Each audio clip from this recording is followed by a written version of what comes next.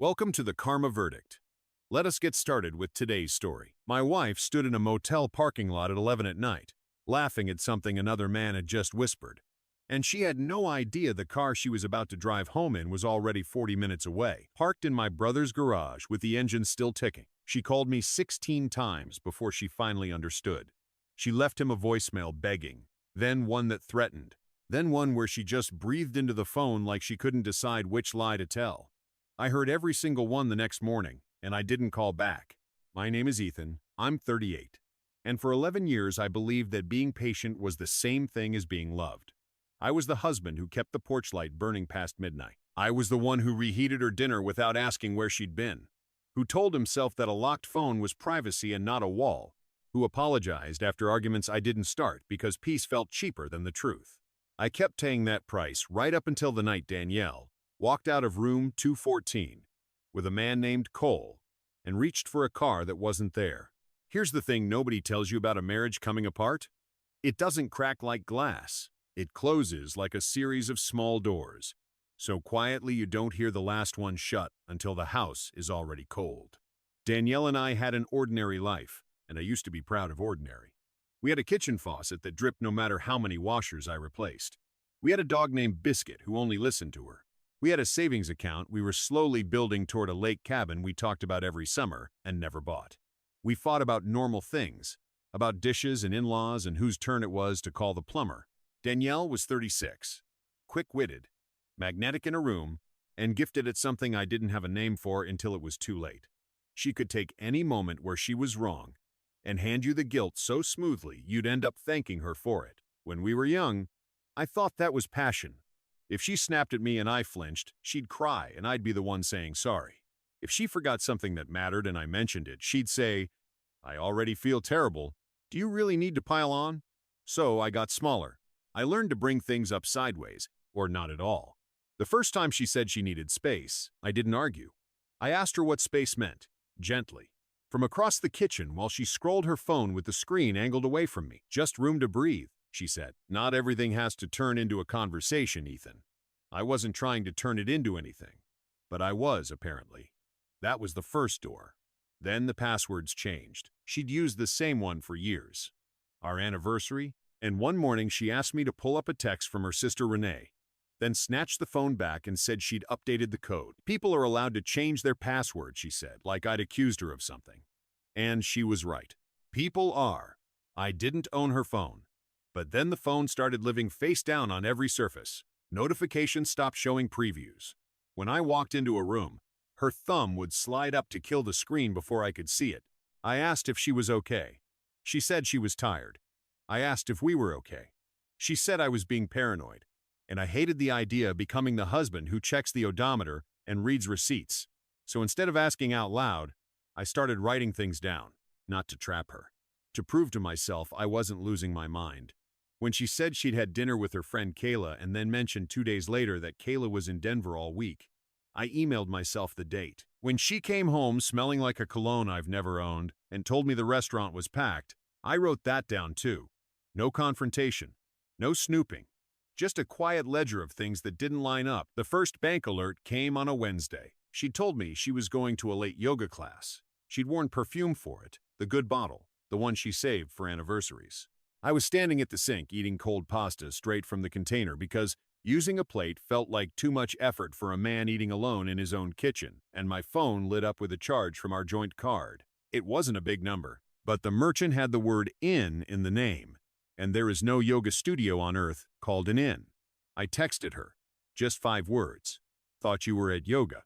The dots appeared, vanished, appeared. We moved it to Kayla's. Stopped checking up on me. I hadn't checked anything. A charge had walked itself into my phone. But that was the pattern I was starting to see, where every question I asked got treated like an accusation, and every accusation she invented got treated like proof of how impossible I was to live with. Our location sharing started failing at very convenient moments. Location unavailable would flash right before she'd text that her battery had died, and then 20 minutes later she'd like a photo on Instagram from that same dead phone. And then, one afternoon, I was ordering dog food on our shared tablet. The one synced to all the household accounts, and the search bar autofilled a name I hadn't heard in 6 years. Cole. Everyone has a name like that sitting in a drawer at the back of their marriage. Cole was the ex she dated in her 20s, the one she described to me early on as intense, then later as a mistake, and then never again. And now his name was suggesting itself into our tablet like it belonged there. I didn't open her email.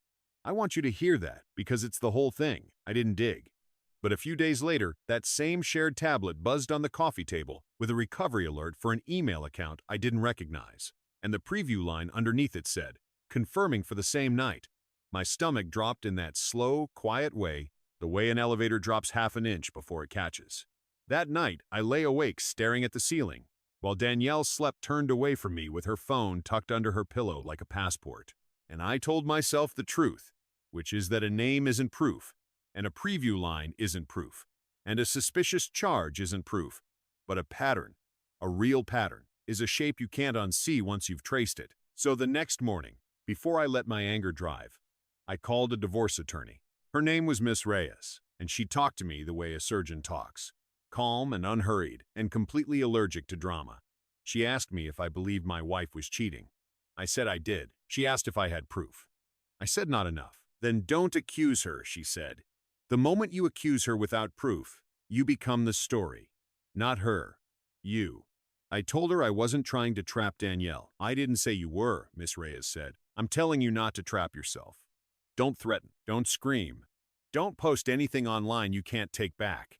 Save everything you have a legal right to save and nothing you don't. Then I told her about the car. The car Danielle drove every single day was in my name. Only my name. I'd bought it outright 2 years earlier from money I'd had before the marriage. The title was mine. The insurance ran through my account, and there was a second key sitting in the junk drawer by the back door where it had lived untouched for years. Miss Reyes looked at the title I'd brought and leaned back. If this is solely yours, possession is your right, she said. But only if your hands are clean. Clean hands are the entire game. You don't shove, you don't threaten, you don't touch anyone.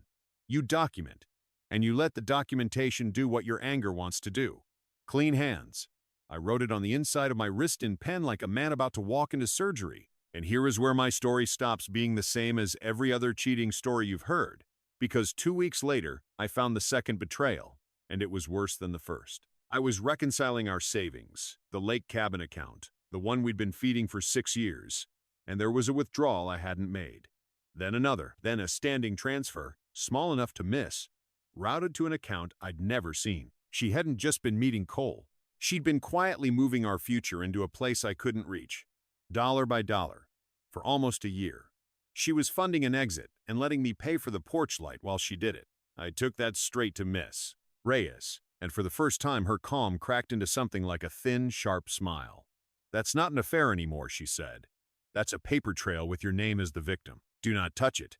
Do not move it back. Screenshot everything and let it sit exactly where it is. So I did. I lived inside a marriage that looked completely normal from the street. I took out the trash. I paid the mortgage. I asked Danielle if she wanted coffee when I made mine, and she started getting sweeter in public and colder at home, which is its own special kind of cruelty. And in the family group chat, she began seeding a story. Little posts, never my name. Some people make you feel invisible in your own house. Growth means walking away from people who make you feel small. Renee would send a heart. Their mother would write, "You deserve peace, sweetheart." I'd read those and set the phone down and keep washing dishes because I finally understood what she was building. She wasn't just cheating. She was casting me. She needed a villain so her affair would read like an escape instead of a choice. And every one of those vague little posts was a brick in the courtroom she was constructing in everyone's mind. The only person I told was my brother Marcus. We grew up sharing a wall and a bunk bed, and he can hear the fake in my voice from 3 words in. The first thing he said was, "Do not do anything stupid."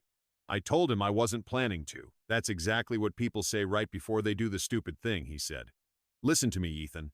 Quiet only works if you stay clean. Don't scream. Don't threaten. Don't give her a single clip or text or voicemail she can wave around as proof you're the monster. Because she wants one. Badly. I told him I knew. No, you don't, he said, softer. You're hurt. And hurt men think one big dramatic moment will erase the humiliation. It won't. It just hands her the ending she already wrote. He was right, and it turned out he was more right than either of us knew.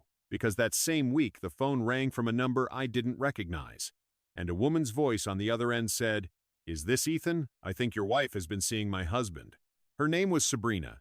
She was married to Cole. I had never known Cole was married, and Danielle, apparently, had never told her either, because Sabrina had found the same trail I had, a name where it shouldn't be, a charge with the word in it, a location that kept going dark. She'd been documenting Cole for 2 months with the same quiet discipline Miss Reyes had taught me, and she wasn't calling to fight. She was calling to compare notes. That phone call changed everything, because suddenly, I wasn't a paranoid husband guessing at shadows. I was one of 2 people holding matching halves of the same map. Sabrina and I agreed on exactly one thing that day. Neither of us would confront anyone until we were both ready. And when we moved, we'd move clean. So I waited. And then came the night. Danielle came downstairs wearing the cream jacket I'd bought her for our anniversary, hair loose, too much perfume. "I'm going out for a bit," she said. "With Kayla." She looked annoyed before I'd even opened my mouth. "Don't make it weird, Ethan." The doorbell camera caught her leaving at 8:09, and she didn't glance back at the house once. At 8:41, the bank alert lit up. Same merchant family, same part of town. At 8:52, our location sharing went dark. At 8:58, my phone buzzed with a text from Sabrina that just said, "He told me a work dinner. His location just died too. Same road." And that was the moment the last door clicked shut, and for the first time in a year, I felt something that wasn't grief. I felt still. I called Marcus. "She's there," I said. "Where are you?" "Home. I'm going to get my car." There was a long pause. "You take that car and nothing else," he said. "You don't go near the room. You don't touch him. You don't say one word. Public lot? Keys. Gone. You promise me." I promised. I put the spare key in my pocket. I drove my old truck with the radio off, and every red light on the way handed me a little movie of the version of me that gets out and screams, that grabs Cole by the collar, that makes Danielle look me in the eye. And every time, I heard Miss Reyes. Anger is expensive. Documentation is free. The motel sat behind a gas station off the highway, one letter dead in the sign, an ice machine humming, a soda machine glowing blue by the office. And there was my car, not hidden, parked 3 spots from the stairwell like she'd gotten comfortable, like she'd done it a dozen times, which I would later learn she had. I parked across the lot by the gas pumps, far enough to be nobody, and I took photos, the car, the plate, the motel sign behind it, all of it from a public sidewalk. Nothing through a window, nothing I'd ever be ashamed to hand a judge. Then I texted Sabrina the photo, and she texted back one from a different angle because she was parked 40 feet away, and I hadn't even seen her. 2 people, 2 phones, 1 truth, documented twice. I wish I could tell you I was calm. My hands were shaking so hard I had to grip the wheel. My jaw ached. I kept thinking about every reheated dinner, and every burning porch light, and every apology I'd handed her for things she'd done. At 10:37, the door to 214 opened. Cole came out first, jacket over one shoulder, shirt untucked, still handsome in that lazy way that never has to try. Danielle came out behind him, laughing softly. And it was the laugh that undid me, because it wasn't cruel or loud. It was relaxed. She didn't look like a woman trapped in a lonely marriage. She looked like a woman on vacation from her own lie. He touched the small of her back at the top of the stairs, and she leaned into it, and I didn't move. They paused by the car. He kissed her, and it wasn't a goodbye kiss. It wasn't an accident. It was a habit, easy and familiar and practiced. Everything in my body wanted to cross that lot, and everything in my future begged me to stay in my seat. So I waited until they wandered toward the vending machine by the office to stretch the night a little longer. And then I got out, walked to my car, put the spare key in the door, and drove it away. No squealing tires, no note on the windshield, no scene. Just a man taking back a car that had always, legally, only ever been his, out of a motel lot where his wife had driven it to meet a married man. My phone started ringing 11 minutes later. Danielle.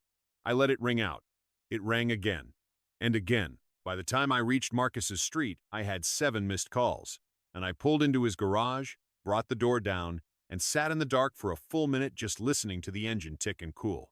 Her first voicemail was rage. "Ethan, where's my car? This isn't funny." The second was sharper, an accusation that I couldn't just take her car. By the fourth, the fear had started leaking through the anger. Ethan, seriously, answer me. This is insane. Then a text. Where is my car? I stood in my brother's kitchen and looked at those 4 words, and I typed back exactly one line. It was never your car. Tonight, it's evidence. She called instantly. I turned the phone off. Then I did the thing I'd been rehearsing in my head for 2 weeks, except it turned out I didn't have to rehearse it. Because it was simple. I printed the bank alerts. I printed the savings withdrawals and the transfers to her secret account. I printed the photos from the lot, mine and the ones Sabrina had sent. I printed the screenshots Sabrina and I had traded, time-stamped, matching. I did not print one single thing I had no legal right to hold. And then I drove back to my own house one last time that night, alone. And I took off my wedding ring. That was the hardest part. Not the motel, not the kiss, the ring. The skin underneath it was pale and soft and 11 years old. I set it in the exact center of the kitchen table. Next to it, the spare key. Next to that, the stack of evidence, squared at the corners. And on top, I laid one sheet of paper with one sentence. Don't come to me with a story. Come to me with the truth, or come with a lawyer. I didn't write a speech. I didn't leave a list of everything she'd broken. I didn't call her a single name. I left her a mirror, and then I packed a bag and went back to my brother's. And I slept maybe 2 hours. At 12:44 inches the morning, I turned my phone back on, and it detonated. 17 missed calls, 11 texts from Danielle, 4 from Renee, 3 from her mother, and 1 from an unknown number, Cole, that said only, "You need to go talk to your wife," which nearly made me laugh out loud in the dark. Danielle's text started as fury and curdled into performance. "You abandoned me. You're scaring me. You had no right to humiliate me." And then at 12:20, the message she'd been building toward for a month dropped right into the family group chat, where everyone could see it. Ethan took my car and left me stranded alone at night, and I came home to some deranged setup on the kitchen table. I'm genuinely frightened of him right now. For years, I had watched Danielle win every room by being the first person in it to bleed. It almost always worked. People run toward whoever is bleeding loudest. Her mother replied first. "Ethan, answer your wife this instant." Renee wrote, "Where are you? Are you safe?" And Danielle wrote back, "That's not the point. He took the car and left me with nothing." And that was the crack. Because her cousin, a guy named Trevor who I'd always liked, wrote the one question she couldn't survive. Stranded where, though? No answer for 4 minutes. Then Renee, quieter now, Danielle, answer the question. Where were you? And Danielle wrote, I was out. And Trevor wrote, out where? I sat on my brother's guest bed and watched my thumbs hover over the keyboard. And I wanted so badly to unload all of it. Every photo, every transfer, the whole map. But I heard Marcus. And I heard Miss Reyes. And I typed one message into the chat and nothing more. I won't argue here. I have documentation. This is a legal matter now, and it will stay one. Then I put the phone face down, and Marcus, standing in the doorway with a glass of water, nodded once and said, that was clean. I told him it didn't feel clean. It doesn't have to feel clean, he said. It has to be clean. What Danielle didn't know, what none of them knew yet, was that Sabrina was awake too, 40 miles away, reading her own husband's lies, and she was done waiting. The next morning, Miss Reyes called me before I'd finished my coffee and walked me through the rules like a pilot reading a checklist. No emotional debates. Written communication only. Don't block Danielle, but don't take the bait. Separate what's legally mine. Do not drain the joint account. Do not lock her out of the house. Do not play a single game. You're not trying to ruin her, she said. You're trying to stop her from ruining you. Keep those two things separate and you win. By noon, Danielle had changed tactics. The text turned calm, which was so much uglier than the yelling. You're clearly unstable. This proves everything I've been dealing with. You don't get to punish me because our marriage died a long time ago. I answered exactly once. You had every option in the world before you lied, and before you moved our savings. Everything from now goes through text or email. She called me cruel. I didn't reply. And then at 1:15, the family group chat lit up again. But this time it wasn't me and it wasn't Danielle. It was Sabrina. She'd found the chat through Renee's public profile, and she posted a single message. No anger in it, just facts. Hi, my name is Sabrina. I'm Cole's wife. Danielle has been meeting my husband at the roadside inn for months. I have the receipts, the dates, and the messages. I'm not here to fight with any of you. I just won't let her call a man a monster for catching her." And she attached one photo, taken from her angle, of Danielle and Cole at the top of the motel stairs, mid-kiss, time-stamped the night before. The chat went dead silent. Not one heart. Not one "you deserve peace," just a quiet so total you could feel it through the screen. Renee left the chat. Then Trevor. Then two of the cousins. Danielle typed for a long time, the dots going and stopping and going, and what she finally posted was the most Danielle thing imaginable. "This is exactly the kind of coordinated harassment I've been trying to tell you all about." Nobody responded. Her mother, the woman who had told her she deserved peace, the woman who had ordered me to answer my wife, wrote only, "Danielle, call me. Now." And that was the sound of the story collapsing. Danielle came to my brother's house that evening. His porch camera caught her stepping out of a rideshare and squaring her shoulders like she was walking into a fight she still expected to win. Marcus opened the door and stood in it, and did not step aside. "I need to talk to my husband," she said. I came into the hallway, far enough back that she could see me but not close enough to make it a scene. "You can email me," I said. Her face did something I'd only seen a few times in 11 years. The anger dropped for half a second, and pure panic showed underneath. "Are you serious? You left me stranded. You left that psychotic display on our table." "I left evidence on a table," I said. "You humiliated me." "No," I said. "You did that yourself over months at a motel. I just stopped hiding it for you." Her eyes filled instantly. That gift she had for crying exactly on cue, and I'll be honest, the tears were probably real. Just not for the reason she wanted me to think. She wasn't grieving me. She was grieving the version of this where I was the villain, and she was the poor woman finally pushed too far, and she could feel it dying in real time. "You took my car and left me alone in the dark," she said. "You had your phone. You had Cole. You had money you'd been hiding from me for a year. You called a rideshare. You were never stranded. You were caught." She laughed, bitter and thin. "So this is you punishing me?" "No," I said. "This is me stepping out of the way and letting the truth reach you. You're insane." And there it was. The word, the one she'd been trying to make me earn for a month, the one she'd planted with her family, so that when I finally exploded, they'd all nod and say they saw it coming. I looked at her and thought about the group chat, about Sabrina's photo, about the silence where the hearts used to be. "You want it insane," I said very quietly. "You rehearsed it, and I'm just not going to give it to you." Her mouth opened and closed. Marcus shifted in the doorway, not threatening, just there, just present. "You could have talked to me," she said, and her voice had gone small. "I did talk to you," I said, "for 11 years. I'm done talking about evidence. Talk to your lawyer." She stared at me like she hated me for staying calm. And then she said the thing she thought would land. "Cole understands me. That's more than you ever did." I almost smiled. "Then I hope he understands you through a divorce," I said, "because his wife is done too." And I watched that land. Watched her realize that Cole wasn't a rescue, wasn't a great love, wasn't a future, was just a married man who liked being wanted right up until wanting came with paperwork. A day later, I found out exactly how fast Cole ran. Sabrina forwarded me a message he'd sent Danielle, and it read, "I can't do a divorce mess right now. I need to focus on my marriage." His marriage, the one he'd been cheating on, that was the man she'd moved our savings for, dollar by dollar, in the dark. Miss Reyes wasn't surprised. "The affair partner always loves the fantasy more than the invoice," she said dryly, and I wrote that one down too. What came after wasn't dramatic. That's the part nobody warns you about. The explosion is quick and hot, but the aftermath is paperwork and passwords, and dividing 11 years into two piles. I removed Danielle as an authorized user from the card that was only mine. I changed the passwords on my own accounts, and none of hers. I did not touch the joint account. I did not cancel a utility or lock a door. I let the secret account and the transfers sit right where they were, because Miss Reyes said a judge would find them far more interesting than anything I could say. Danielle tried a few more times to pull me back into the fire. "You're enjoying this." I didn't answer. "You always wanted me to be the bad guy." I didn't answer. "You don't even care that I was lonely." And that one landed because I had cared. I'd cared enough to shrink myself for a year. Cared enough to doubt my own eyes until the truth had to walk out of a motel and kiss a married man under a broken sign to make me believe it. So I wrote back one line. "Loneliness doesn't buy you the right to lie or to steal."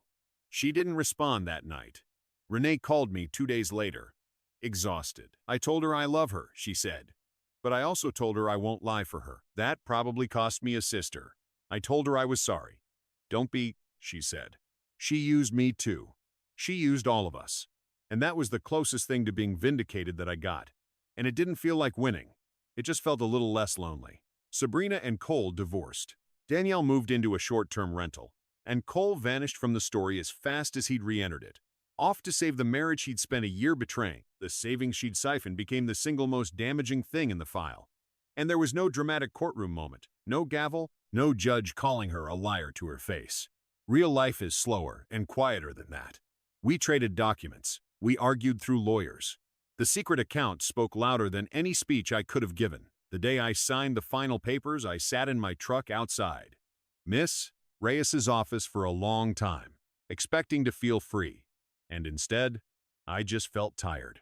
The specific tired of a man who spent a year holding up a house that had already been hollowed out behind him. Marcus took me to dinner that night. Nothing fancy. Laminated menus, and a waitress who called both of us Han. He asked me if I regretted taking the car. I thought about Danielle standing in that lot, calling 16 times, finally understanding that the thing she'd used to carry her lie home was gone.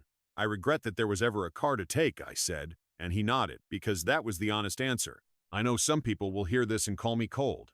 Maybe I was. I took the car.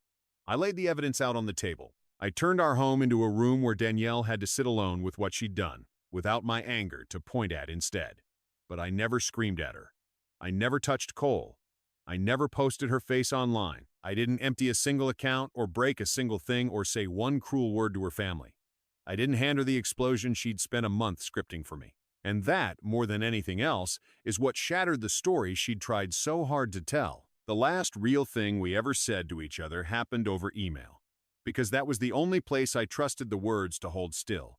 She wrote, "You made me feel like a criminal." I looked at that sentence for a while.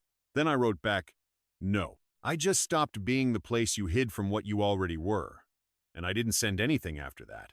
Months later, the house is quiet in a way that used to scare me. At first, the silence felt like a punishment, and I'd walk past that junk drawer, where the spare key used to live, and feel the old anger flare up like a struck match. But silence changes when nobody is using it as a weapon against you. Now it's just quiet, and quiet is clean. The faucet still drips. Biscuit sleeps at the foot of my bed now, having apparently made his choice. I leave the porch light on some nights, not because I'm waiting up for someone to come home and lie to me about where she's been, but just because I like the way it looks against the dark. My marriage didn't end the night Danielle kissed another man in a parking lot. It ended in 100 small doors, every deleted text, every face-down phone, every dollar moved in secret, every post designed to make me the monster. That night, standing in a motel lot with a car that was already gone, she just finally heard the last one close. And the thing she never understood, the thing that cost her the whole game, is that I didn't disappear that night to run away from her. I disappeared so that for once in 11 years, she'd have to stand still and look at exactly who was standing there when the car, and the lie, and I were all finally gone. If you enjoyed this video, please give it a thumbs up and subscribe to the channel to stay updated with our upcoming stories. Your support means the world to us.